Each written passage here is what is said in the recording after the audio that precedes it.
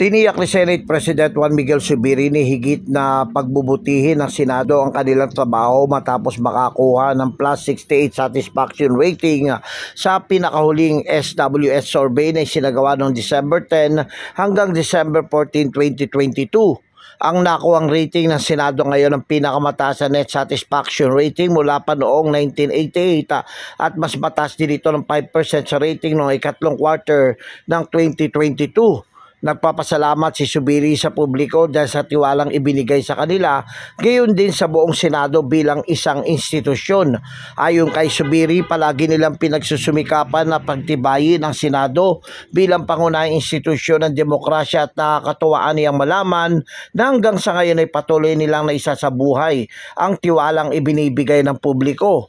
Binanggit pa ni Zubiri na mula rin noong 1980s ay naging consistent ang Senado sa pangunguna sa public satisfaction ratings, patunay na may lugar sa puso ng mga Pilipino ang mataas na kapulungan sa mga pinagkakatiwalaang institusyon.